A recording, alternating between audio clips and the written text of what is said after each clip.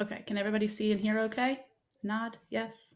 Okay. Can you make it just a little bit bigger? I actually can't, Ellen. I am Okay. on 200% on my computer. It's Oh, as big wow. as it Thank goes. you. It's as big as it goes.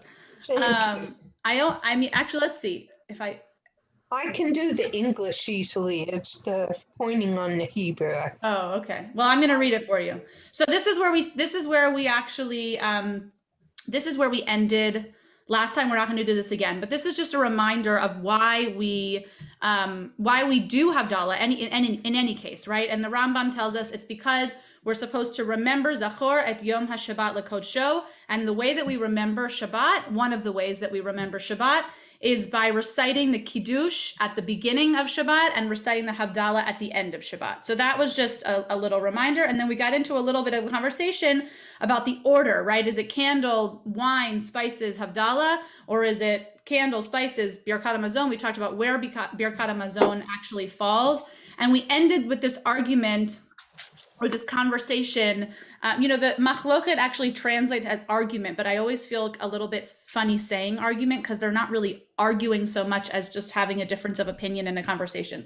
Anyway, this conversation about is the bracha shebara me'or ha'esh, the one who created the light of the fire, that original light of perhaps creation, right?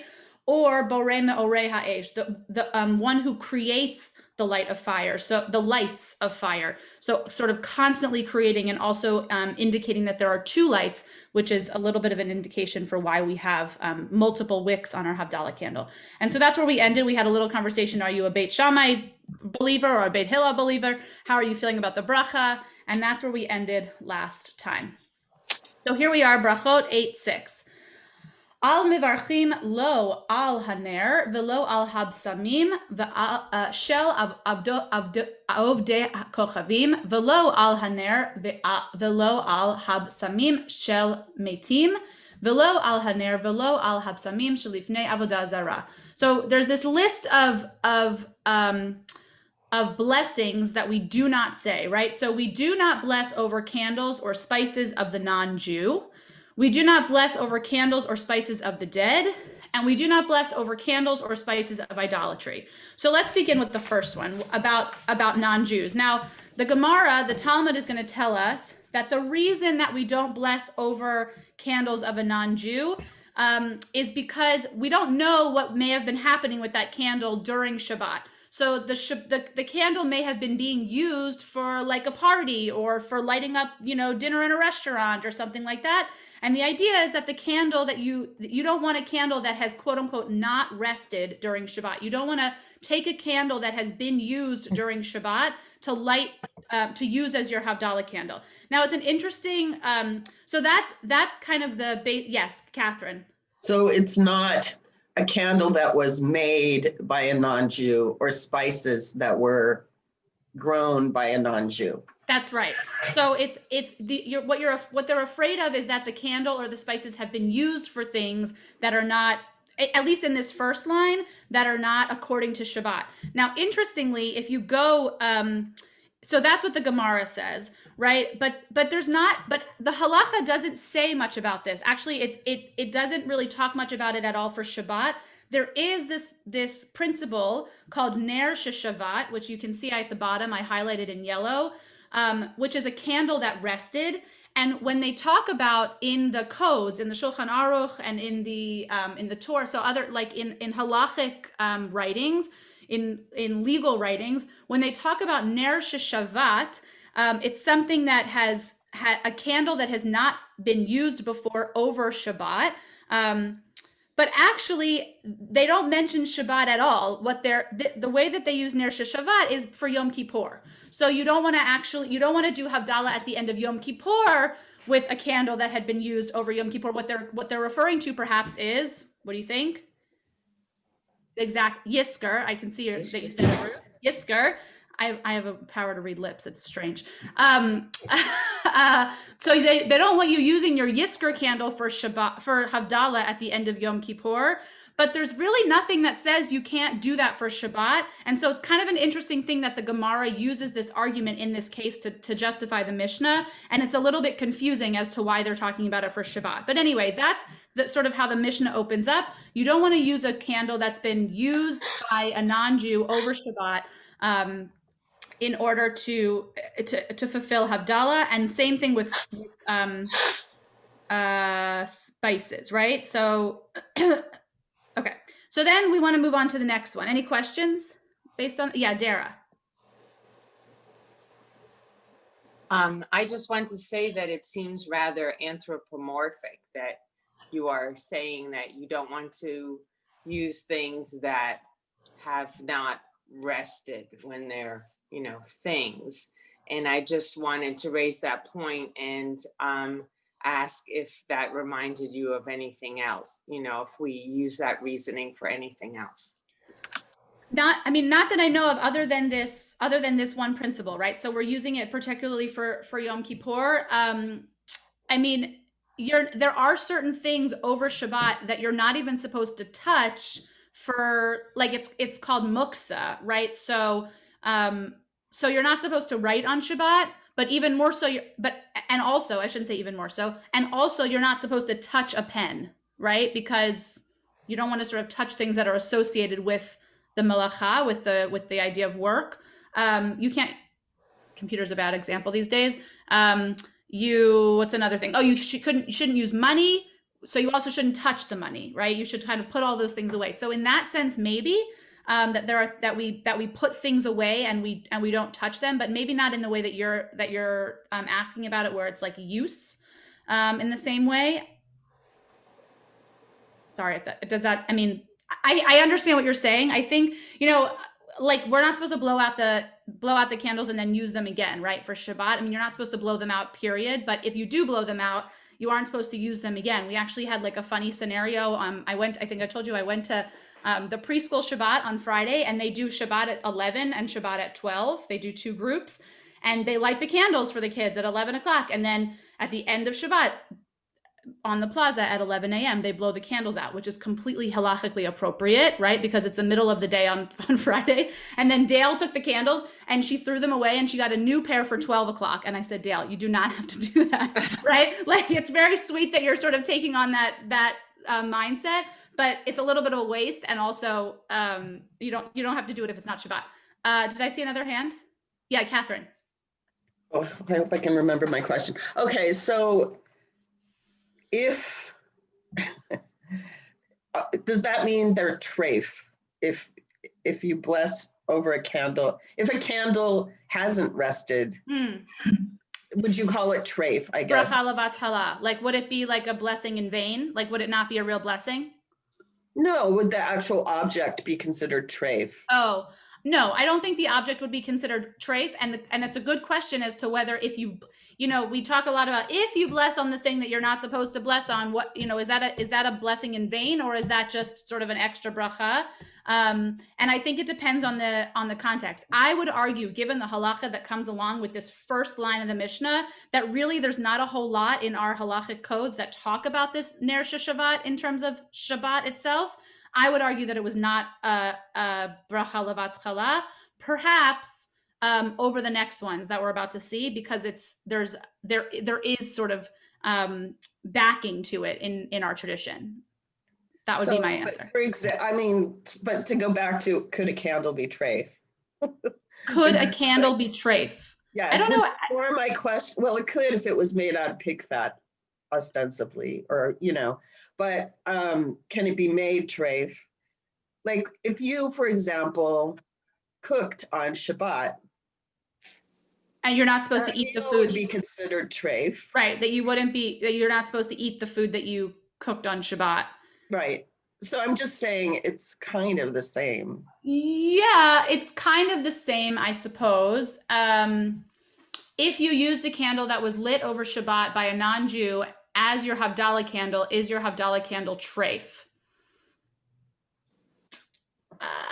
I think it's a stretch. I don't know. I think it's a stretch. To try to think about it in new and exciting ways. Yeah. No, I appreciate that. I think less about the object itself and more about the bracha that we're saying over it, I think. But okay. I understand your question. But I think that treif might be a bit too strong. I think you're right. It is about the blessing. It's not about. Well, it's definitely in this Mishnah, it's definitely about the blessing. That doesn't discount your question, though. I just don't think that's what this Mishnah is about. That's all. Yeah. Okay. Let's move on to the next line. So over candles of the, we don't bless over candles or spices of the dead.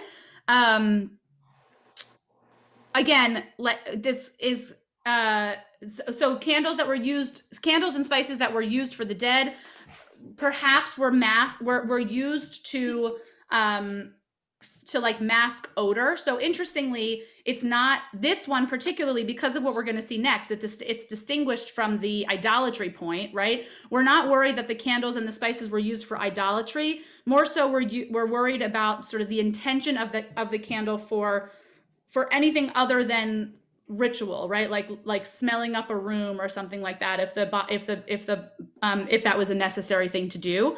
And then the next one, over candles of spices for idolatry, that one is a little bit more obvious, right? That you want to make sure that the candles are not being used for idolatrous purposes. So any other sort of prayer or like lighting a candle for worshiping it, or for any other sort of worship type service, like worship type ritual. So those are the three categories of candles that you're supposed to essentially not use for Havdalah. And what I think is kind of interesting here is that, to me, those categories are pretty clear, except the first one's a little bit iffy. But it's all about intention, right? The idea is that when you get to Havdalah, you want to have a candle that is meant for Havdalah, right? That it's not just something that you grabbed off the shelf or that you've been using for other purposes, that you use to sort of smell up your bathroom or whatever, because you can take any two. So a Havdalah candle has to have at least 2 wicks. The bracha says, me'orei ha'esh, like more than one fire, right? We learned that in the Mishnah before, the lights of Havdalah, multiple. So you have to have at least 2. So at a minimum, probably that you could actually take 2 candles and you could put them together. You could just hold them if you had nothing else, right? If you didn't have a Havdalah candle that had the 3 wicks, you could take 2 candles, though it's not ideal, and hold them together and make Havdalah over 2 candles. And what they're saying is you shouldn't just grab anything that's in your home that's been used. You should have intention of doing Havdalah over candles that are new and that have not been used for other purposes. So I'm just curious, and if anybody has any thoughts on that, if anybody's ever been in a situation where they're like, oh my gosh, I have to sort of, make use of what I have. I was almost in that situation last week, as we've been doing Havdalah on Zoom every week, and the candles have been burning faster and faster. Yes, Catherine. No, just we've put 2 candles together sometimes. Yeah. No. Right. It's actually a great sort of backup plan, right? Because you usually have 2 Shabbat candles lying around. You can usually make it work. But I personally kind of like the idea of not using a used candle. To me, I mean, interestingly, your Havdalah candle has been used, right? Because you use the same Havdalah candle every week, you dip it in the wine, and then you light it again. So it's kind of an interesting argument for this Mishnah, like, how does that work? But again, it's that intention. It's being used specifically for Havdalah week after week. So that's kind of how I think you get around that one. Okay, any questions up on those 3? And we'll get to the last line. So the very last line says, Ein mevarchim al haner ad sheyetu leoro. So yetu, lehanot, is the verb. It means to benefit from. So a blessing is not said over the Havdalah candle, over the light, until one has benefited from the light. So you may have seen that when the light of Havdalah, when you say that 3rd bracha for the candle, people put their hands like this to sort of check. You're checking the dirt under your fingernails, or maybe you're going like this, and you're looking for the shadow that is between your fingertips and your palm or something like that. Maybe there's other customs that you've seen. The idea is not checking the dirt, rather to see if you can see well enough to check the dirt. Meaning, if the light is bright enough, if you're able to benefit from the light that the candle is giving off. And the Rambam has something to say about it too. He says, we do not recite the blessing on the candle until one has benefited. He uses the same word here, sheyetu, le'oro kedei sheyakir ben matbea medina lo lematbea medina acheret. In order that he should recognize the difference between a coin of his providence, or of a piece of a coin from the place that he lives, versus the coin from another. So if sometimes if you've traveled, you may like pull out of your wallet a silver coin, and you have to really give it a good look to see, is this from America or is this from somewhere else? Maybe after you've come back from Israel, you have shekels lying around in your wallet, and you want to make sure you can distinguish between a penny and that sort of smaller golden shekel that's from Israel. So the Rambam is giving us an explicit amount of light, that for Havdalah, you should have the amount of light that you can distinguish between these two coins. And if you remember, we talked about light in this way when we talked about techelet, when we talked about the fringes on your seat, when we say the Shema, right? Way back in, I think, chapter 2 or 3, maybe even 1, when we said, what time do you say the Shema? When there's enough light that you're able to distinguish between blue and white, or blue and green, right? There's sort of like different levels of sunrise, of sunlight. And here we're saying, okay, the Havdalah candle, you have to actually benefit from it. You have to be able to use it for light in your dwelling, in your home. And the amount of light that you need is to be able to distinguish those two coins. Irene. I think it's quite beautiful that we give this kind of admiration towards light.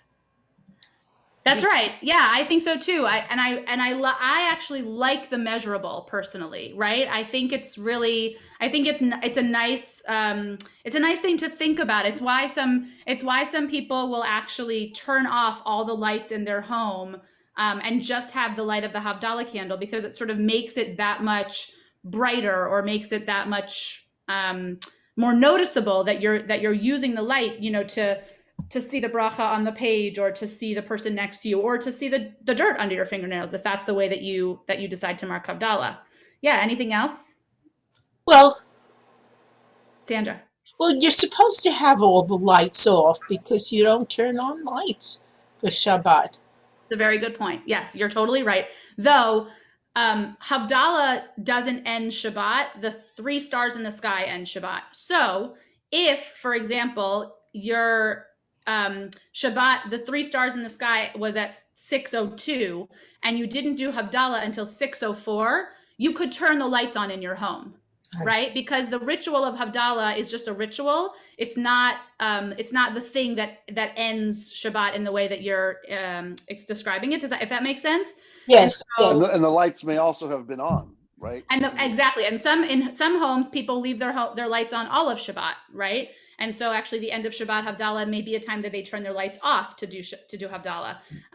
But yes, you're right. If it was Shabbat, you might not be turning lights on and off. Dara. Can you do Havdalah until Tuesday or something? Yes, I'll crack the myth. Yes, you can do Havdalah until Tuesday. You have all the way. And the reason, part of the reason is that on Wednesday is some of the liturgy starts to allude to Shabbat. So by Wednesday, you're already moving towards the next Shabbat. And so you essentially have up until Tuesday to do Havdalah. So you'll see, like in some schools, they do it on Sunday morning, or they do it on Monday morning. And really Havdalah is, it's a minhag, right? It's a tradition. There are halachic pieces around it. But it's not time bound in that way, in the way of the way that Shabbat is, or tefillin, or other things that we've talked about in the Mishnah. You have a little bit of flexibility, at the end of not to do it the second Shabbat ends. You have some time. Any other thoughts or questions? I actually like this Mishnah a lot. I think it to talk about the intention and the benefit that you get from the Havdalah, I think is a really nice way to frame it. And I like this word yetu. Like I like the fact that we're thinking about what is the I don't think we often think about the benefit of the light of Havdalah. We think about the benefit of the light of Shabbat candles, right? Because when you light Shabbat candles, the rest of your home is presumably dark. And so you need the light of the Shabbat candles in order to light your home, in order to eat your meal, right? If you think about it sort of literally, that the Shabbat candles are lighting your home. And by Havdalah, I don't know that people necessarily think about it that way. And this Mishnah is reminding us to do that. Okay, any thoughts? We'll move on. All right, I need to share back again. The Allen. I have one thought. Yeah. The thought of brachot. Baruch atah Adonai Eloheinu melech haolam shehakol yod bidvaro. Amen. I have a question. I'm a little confused. I thought we weren't supposed to benefit from Shabbat candles, that we weren't supposed to read by them but that's wrong. We can use Shabbat candles for light. Exactly the opposite. Ruth, go ahead. It's for Hanukkah that you're not supposed to benefit from the light. Thank you. Yeah, thank you.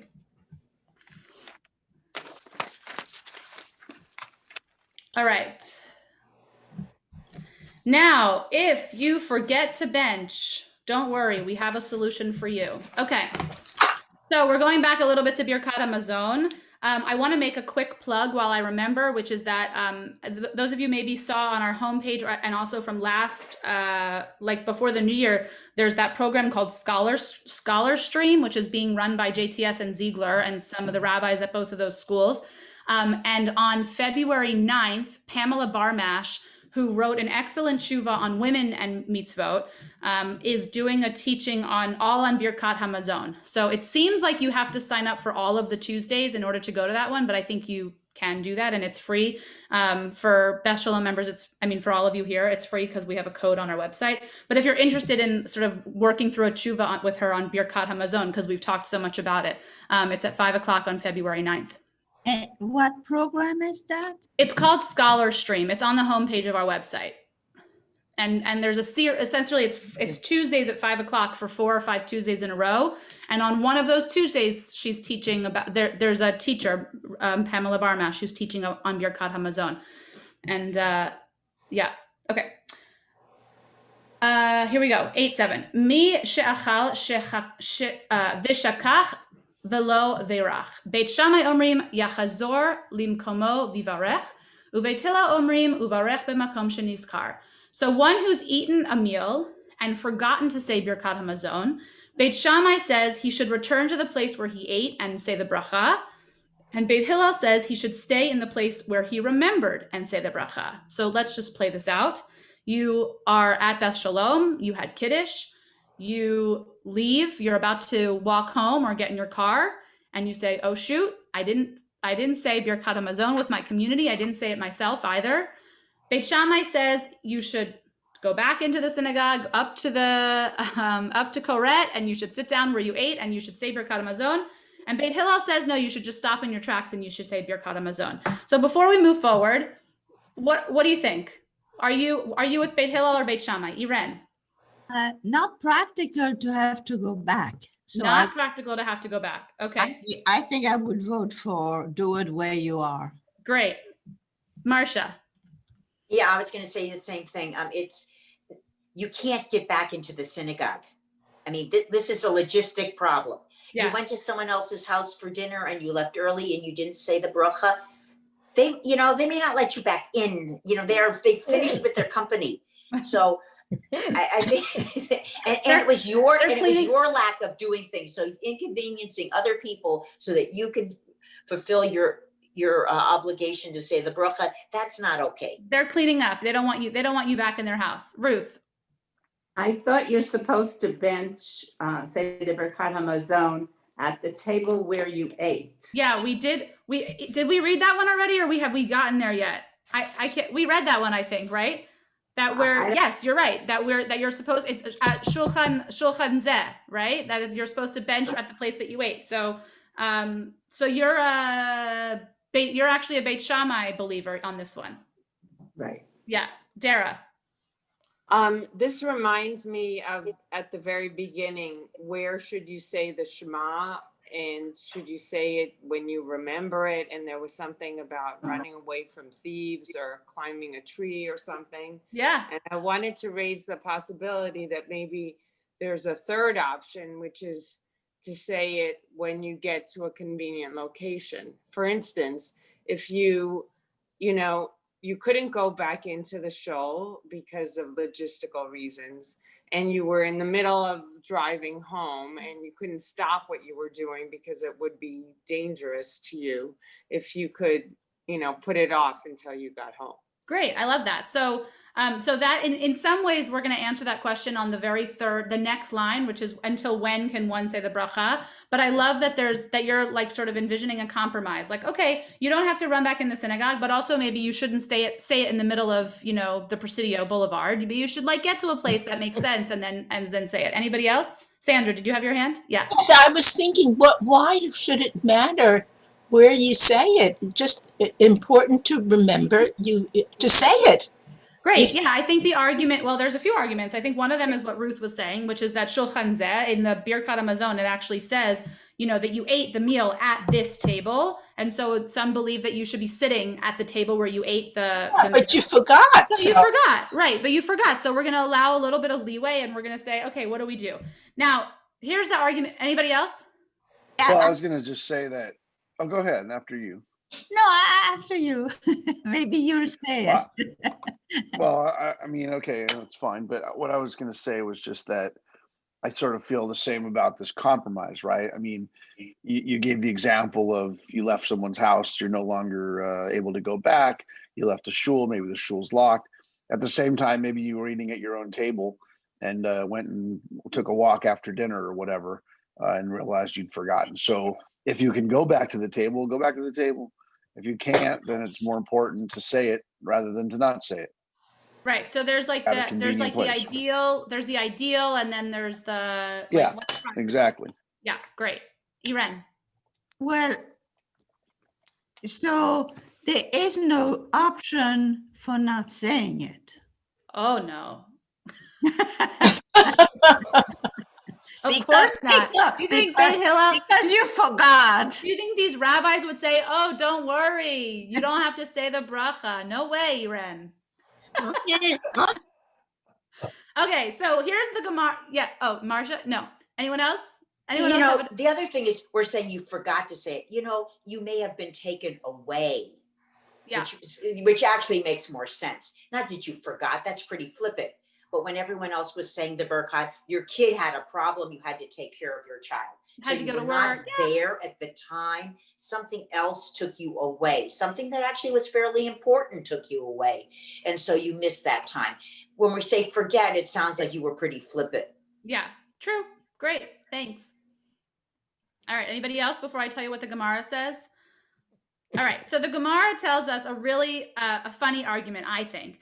So the Gemara says, Beit Shammai asked the question, right? Beit Shammai says one must return to the place where he ate and where and say the bracha. And Beit Shammai says, now imagine it's not that you forgot to say Birkat HaMazon. Beit Shammai says you forgot your wallet, right? Now we're not on Shabbat anymore. We're on a Thursday. You went to a restaurant. You're supposed to say Birkat HaMazon after everything you eat, right? And Beit Shammai says, not that you didn't forget your Birkat HaMazon, you forgot your wallet. Would you go back? Even if it was inconvenient? You would, right? You're all laughing. You would, of course you would go back. So Beit Shammai says, of course, don't be lazy. Go back to the shul or go back to the place that you were having Shabbat dinner or whatever and say your bracha. You would go back for your wallet. So bracha, prayer, isn't as important as your wallet. So that's Beit Shammai's argument. That's sort of the root or one of the reasons that Beit Shammai makes his argument. And Beit Hillel says, no, because you don't want to be praying while you're feeling annoyed. And if you have to go all the way back to the mountain, they use a mountain as an example. If you had to go all the way back to the top of the mountain, you would be very annoyed by the time that you got there, and the bracha would have sort of bad kavanah, would have bad intention behind it, and you shouldn't say the bracha while you're annoyed. So, as not to get into that entire conversation all over again, does it change anybody's mind? It's okay if it doesn't. But that's the argument in the Gemara. Well, it doesn't change my mind because the whole idea, like I said, would be, I don't know that it would necessarily be that I'm annoyed, but maybe I'd be a little annoyed if I got to go back, but I wouldn't be annoyed if it was Oh, I'll just wait. I have a few minutes here. I haven't digested all my food or whatever the deal is. When I get back from the dog doing its thing, I'll go back to my table and do my thing. Yeah, yeah. If it's not an immediate, if you can sort of get to it when you're done And I doing. think Annoyed or ultimately, embarrassed. I think ultimately, you know, the opposite of annoyed, if you will, is that you're joyous, right? So if you're not annoyed about it, you're happy about it. And I think really, to me, um, you know, Judaism should be a joyous thing. If it's not joyous, to me, it's not Judaism. Mhm. So so I think the idea is to try to do it in a way that brings you joy. And so I like the idea of don't be annoyed. Yeah, definitely. Iren. And also, I think the word annoyed applies to the people where you go back. If you annoy them or you feel annoyed, in both situations, I remain for the opinion to do it wherever you are. Right. Your hosts are thinking, what are they coming back for? Now they're going to sit down at my table for another 20 minutes and bench. I need to go to sleep, right? Yes. So you want to be That's the best cognizant of example. not only your own annoyance, but other people's. Catherine, were you going to say something? No, I love the example of someone coming back after, you know, when the dishes are being washed. It's like, it's a classic like sitcom situation or something. Exactly. And I love that Beit Shammai said this thing about the wallet. I mean, it really puts it in perspective, right? Like, because we sort of think, Marcia, you said, you forgot, it's like it's flippant, right? But people forget things all the time. You know, you leave and then you say, oh, I need my key. You know, you go back and so you think about all the times where you leave your house and go back for things.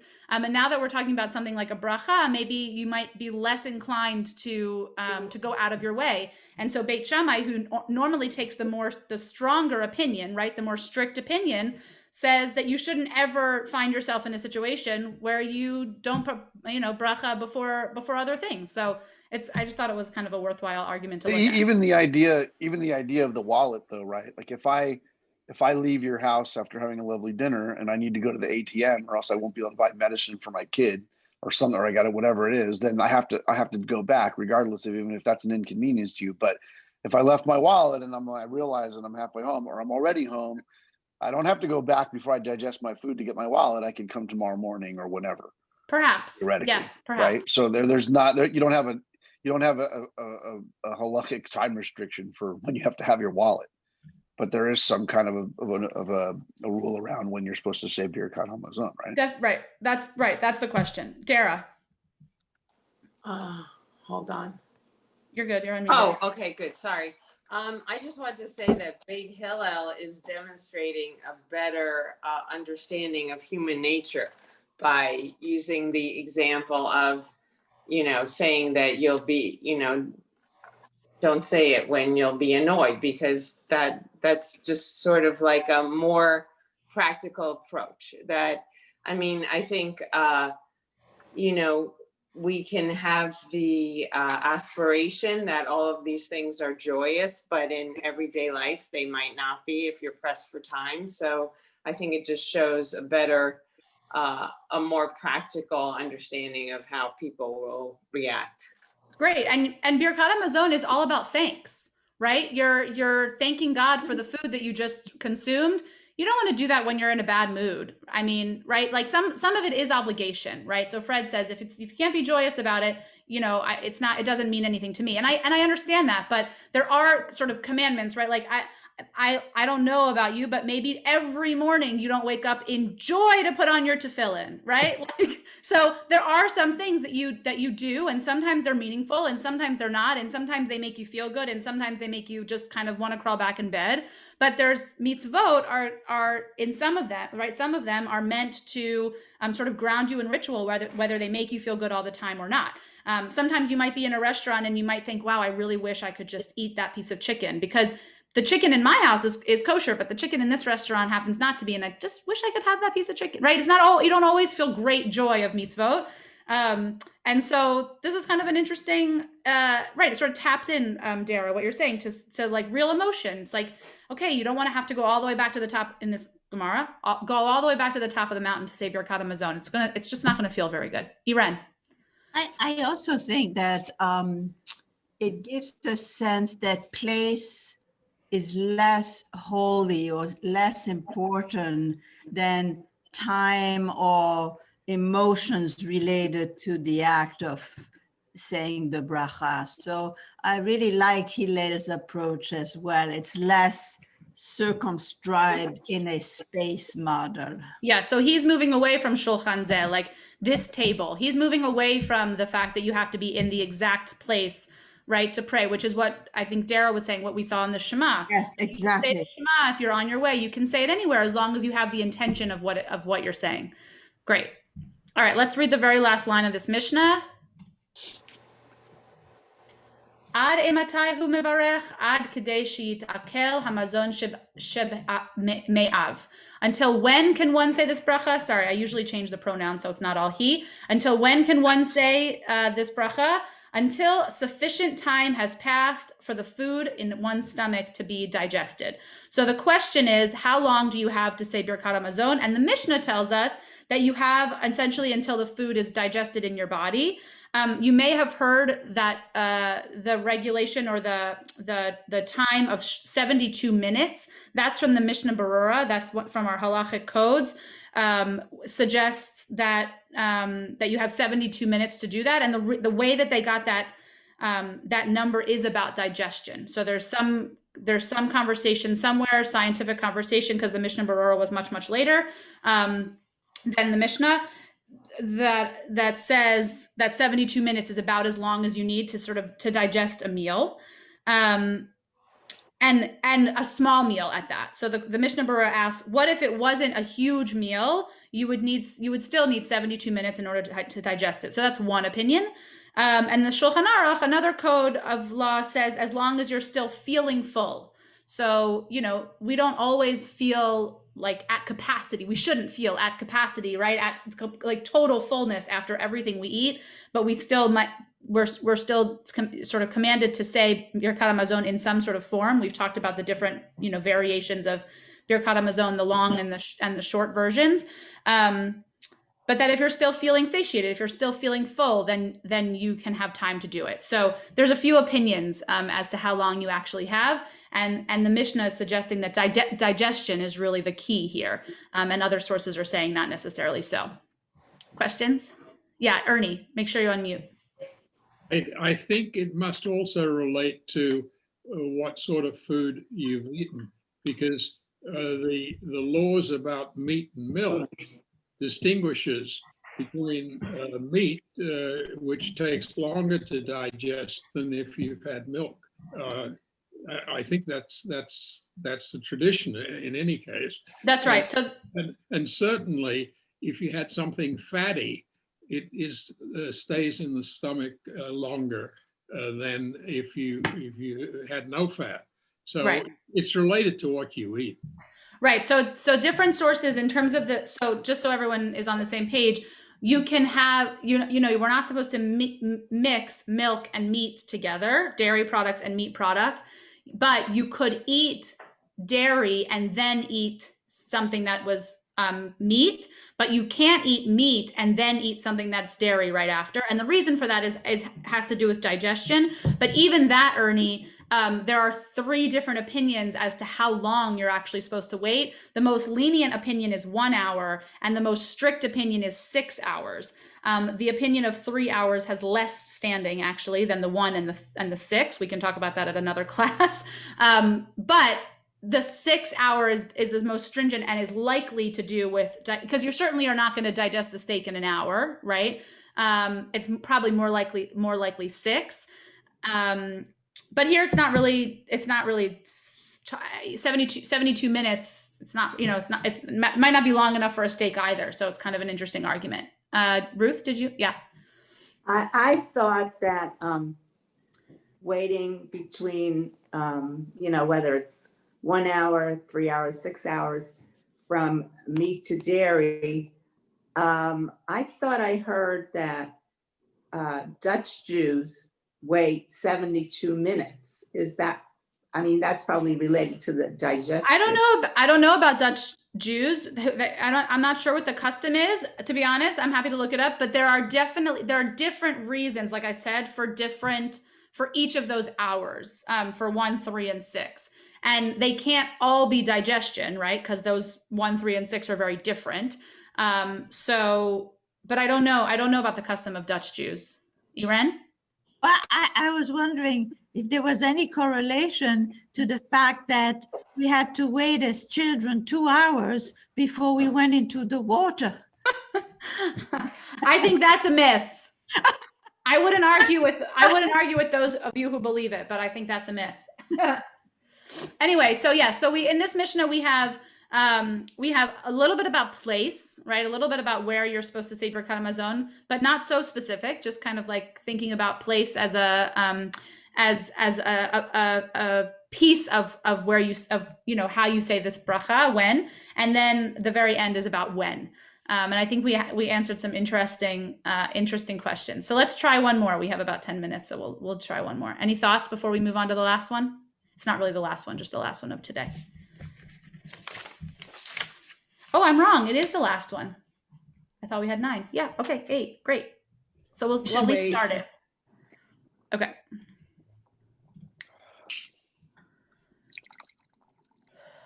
Okay. Right. So here's what we are talking about in this Mishnah is, should you do Birkat Hamazon using a kos, using the wine? So we talked about this a little bit a couple Mishnayot ago, where you might see at the end of Birkat Hamazon, somebody, the leader likely, says Borei Pri Hagafen, right? Says the blessing over the wine. Some traditions follow it and some don't, but this Mishnah is asking the question of, should you say Birkat Hamazon with a cup of wine? Balahem yain leachar hamazon ve'en sham ela oto hakos. If wine comes to them after the food and there is only that one cup, so that's the scenario, right? If you get your wine at the very end of the meal and you only have that one cup of wine, should you drink it and then say Birkat Hamazon, or should you save that cup of wine to use for Birkat Hamazon? Beit Shammai omrim mivarech al hayayin ve'achar kach mivarech al hamazon.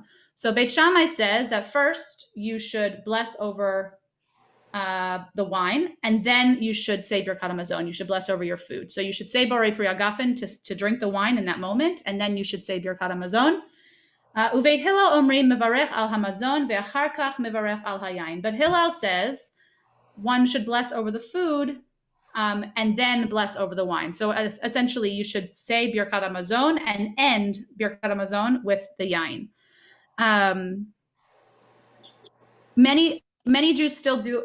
So we know that we essentially most people would do it Beit Hillel's way. Well, so first of all, most people would have said the Borei Pri Hagafen at the very beginning of the meal, which you might do anyway, right? And this sort of cup of wine that comes at the end, which we've talked about as like a dessert kind of a wine, is less popular now. It's like less common to see this as a practice now. But there are people who do this custom of saying Borei Pri Hagafen at the end, and so most people now go with Beit Hillel, right? Beit Shammai says that he may drink the wine first, and that he doesn't need to recite Birkat Hamazon over that wine, and Beit Shammai may be holding that reciting the Birkat Hamazon over the cup of wine means that he drinks the wine and then recites Birkat Hamazon, right? It's a little bit unclear. But this is kind of the two arguments, right? Is Birkat Hamazon, is wine part of Birkat Hamazon or not? It's quite straightforward. There's not like so much to talk about. But are there any questions? Are there any thoughts about sort of where the wine fits in? Yeah, Irene. It's not a question, but it really makes me think that it's wonderful to have Shammai and Hillel, because it gives us conveniency to do whatever we want. Yeah, exactly. Well, you know that after Beit Shammai and Beit Hillel, there were a lot of halachic codes that were written. We haven't studied any of those, Irene. So if you need straightforward guidelines, I have them for you. But you're right. In this particular Mishnah, especially in chapter 8 of Brachot, where you have you have both sides of all the arguments. So I guess the question is, and we've talked about this before, like, what is the importance of wine? And so there's a Gemara in Brachot, in the Talmud Brachot, that essentially says that wine adds importance to whatever you're doing, right? So wine adds importance to our meal. Wine similarly could add importance to Birkat Hamazon. So we're kind of elevating Birkat Hamazon by saying Borei Pri Hagafen at the end. That could be one reason.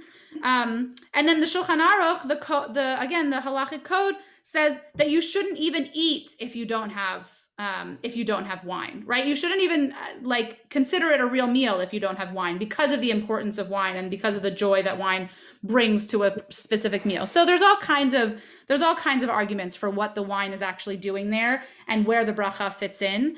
But for the most part, I would say that we go with Beit Hillel, as we often do, who says that we sort of save that cup of wine for the end. And then this last isn't Hillel's generally the more lenient and Shammai is the more stringent. That's right. And we often side with Hillel, interestingly. And well, yeah. But then the one question, and if you don't know it, it's okay. But I think there was one or two very particular things that they ruled on where Hillel took the more stringent versus Shammai, who took the more lenient. And I can't remember what they were. I thought maybe you knew them. Sometimes, yeah, we've studied a few. I mean, there's a few. There's a picture. I think it might actually be at the very top of this. Let's see. Yeah, see this? So there are the joke is that there's like two or three, right, in our Mishnah where Shammai wins. And I don't know all of them off the top of my head, but we did see one of them just a couple Mishnayot before. Does anybody remember which one that was? I can look it up after this. Yeah, Ernie. Well, in practice, though, for Shabbat, for example, we bless the wine and then bless the bread. In fact, we cover the bread because the bread should not be embarrassed that the wine is being blessed first. Right. And so in practice, is that really the reason why we cover the bread? That's awesome. I love that. I didn't hear the end of what you said, Ernie. In practice, what? We practice what Shammai says. We bless the wine and then we bless the bread. Yeah, except that here we're talking about, it's the opening phrase of the Mishnah is key here, which says, if wine comes to them after the food. So the assumption is that you've said kiddush, right? You've said the opening kiddush and you've said motzi.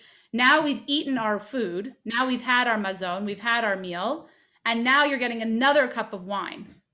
So the scenario is slightly different than what you're right, that at the very beginning of the meal, we do say kiddush, but this is like dessert wine. This is like the end of the meal. And if we get another cup of wine, do we save that for Birkat Hamazon, or do we say the bracha before we drink it in that exact moment? Well, in the Seder, we say the blessing, we have wine after the meal. Right. And then we do say a blessing for the wine only. That's right. Yeah. Yeah. So there are each cup. Yeah. Right. So at the Seder, you say it for every single one. But there's four of them. So it's hard to say, like, did that come before or did it come after? Right. Because you definitely have the opening kiddush, like we would on Shabbat. And then you have another kiddush, and then you have the meal. And then you have another kiddush, right? So it's kind of hard to say exactly. That's a little bit more complicated, I think. Catherine, did you have something? No. Okay. That's okay. Anyone else? I mean, then we're starting to get into specifically the laws of Pesach, right? That's a whole different animal. That's right. Yeah. Well, the Seder is different than what this Mishnah is talking about, for sure. Yes. Right. All right. So last line, just so we can say that we finished chapter 8 this morning. Onin amen achar Yisrael hamvarech. So this is totally unrelated to the first part. Onin amen achar Yisrael hamvarech, ve'ein onim amen achar hakuti hamivarech ad sheyishma kol habracha. So we remember I'll highlight it here. This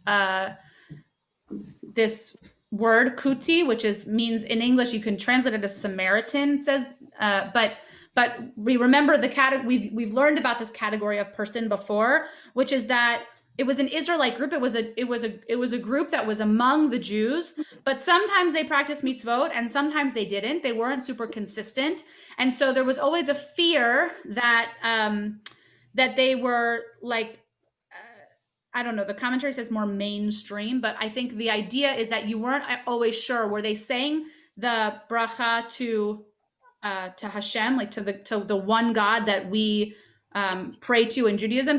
Or were we afraid that they were praying to other gods, right? So we weren't always sure. And so this idea is that you wouldn't necessarily say Amen if a Kuti said the bracha, only when a Jew says the bracha. And then there's this added piece, Ad sheyishma kol habracha, that you don't say Amen until you've said the entire bracha. So to me, those two are a bit separate, right? On the one hand, you have, okay, you don't say Amen to a bracha said by a non-Jew, in this case, said by a Kuti, said by a Samaritan. And also, you shouldn't say Amen, which seems obvious. You shouldn't say Amen until you hear the entire bracha. You shouldn't say Amen until you hear the beginning to the end of the bracha. Like, you shouldn't sort of jump the gun and say it before it's over. The idea is that you just want to sort of make sure that the whole bracha has been said before you say Amen, because if you say Amen, it's as if you have said the prayer, and you don't want to say a prayer in vain. You want to make sure that they're saying the prayer correctly, that they're saying the correct prayer, right? We talked about which prayers do you say for which foods and which drinks and things like that. So you want to sort of make sure that they're correct, and then you could go ahead and say Amen. And that's how we end our Mishnah Brachot, chapter 8, which is pretty hard to believe. Any thoughts? Yeah, Sandra. Well, so then if let's say you're dining with a Samaritan, you would say your own bracha then. That's so right. you don't have to say amen to what the Samaritan says. That's right. Listen, Yeah. I have when I have led USY trips with teenagers, there have often been Israelis. It doesn't matter that they're Israeli. There have often been staff that are more religious than other staff. And on trips, we a lot of times say brachot l'shem chinuch, like for the sake of education. So somebody who's not bar mitzvah, for example, might say the bracha. Or in Orthodox communities, like women don't say certain brachot. And so in any case, you sometimes see more religious Jews separate themselves from the meal to say their own motzi or to say their own kiddush, while the sort of rest of the group. So that's what you can imagine. I'm not sort of aligning myself with that, but just to say that that's the idea, right? That you sort of say it correctly, even though they've said it. You want to say your own to make sure that you've done it in like the halachic way. Right. Yeah, because like I knew an Orthodox rabbi, and he would go to a congregation that wasn't completely Orthodox, but he said he davened first. He davened in the Orthodox way first. Right. So somebody who's Orthodox might come to our synagogue on Shabbat morning, and I might do kiddush, and he might go into the corner and do kiddush on his own because my kiddush was not sufficient. Was not halachic, which is that's everybody has their own way of practicing. Yes. I don't want to get into that, and I especially don't want to get into it while I'm being recorded. So okay. Any other thoughts? That was awesome. Any other thoughts? Yeah, Ellen. Well, the one thing I think as we go through this is how wonderful it is that there's more than one opinion. It leads us in our own practice to find what continues to make these blessings meaningful for ourselves, so that we're not caught up in the minutia, but rather are able to appreciate the kavanah. Yeah, I love that. Yeah, and even if we know that the tradition, the halacha goes in one way or the other, you can see where the arguments came from, and you can see that there's like real intention in almost everything that we do, right? And it's not. The answer is never because we do it. We do it because we do it, right? It's hardly ever that is the answer. There's a lot more thought that goes into it, and a lot more intention and conversation. Yeah, great, Irene. It reminds me of Rabbi Lou, particularly the section you analyzed of the cup of wine, when once he was at the end of the service and someone said, well, we could do this prayer as well. And he said, who am I to say we're not going to do an extra prayer? Meaning if we do the wine in addition, is not a big deal in reality. It's good to do more rather than less. Great. Yeah. So there's, it can't hurt to do an extra one. Yeah, it's like when I remember one of the times since we've been in shelter, in the pandemic, somebody side chatted me and said, "Today's Rosh Chodesh," and I was like, "Really?" And I just believed them. So then I did the part of the service for Rosh Chodesh, and then I looked it up, and it was not Rosh Chodesh. And I said, "Well, we just did a bunch of extra prayers. It was no big deal, right?" I was like, "Really? Usually I'm pretty in tune with that." But anyway, right? You can't have too many prayers. Thank you. Thanks for learning this morning. So Let me ask you a question though. If you say you can't have too many prayers, and I'm just playing devil's advocate here, but if you say you can't have too many prayers, then what's the idea of saying a prayer in vain, right? I mean, that's how right. could that Yeah. even No, there exist? definitely is the concept of bracha levatchala, which is when you say a prayer you're not supposed to, or that you say the wrong one. But in different circumstances, it's sort of like worse, right? It depends on the bracha, and it depends on the circumstance. I think what Irene was talking about was more around food, and there's not a lot of stringency around food. Like if you say the wrong one or mix it up, you have a little bit more leniency. But certainly around like blessing good and bad things, which we're actually going to see in the next chapter, there is a little bit more stringency around making sure that you say the right bracha when it's that occasion. So yeah, it's a great question. Right. And one last thought, this is something that I didn't really know all that much about before, but on Shabbat, I'm far more likely to never forget to say the bracha over the wine or the motzah or the bread. But I don't know that I'm absolutely religious every single Shabbat or every single meal for that matter, that I would say Birkat HaMazon. Yeah. And I don't know about the rest of you. If you're not like me, then more power to you. But there's actually nowhere in the Torah that says anything about having to say a bracha over the wine or anything, but it is commanded in the Torah that we say Birkat HaMazon. Right. So this group has talked a lot about the sort of Shabbat Jews versus like the Shabbat versus the rest of the week, and how many of us, like you're saying, say Birkat HaMazon on Shabbat and might not say it as often during the week. That's not what the Mishnah, of course, that's not what the Mishnah is talking about. But I think that I'll say this, I think you're in good company. Right, sure. Yeah.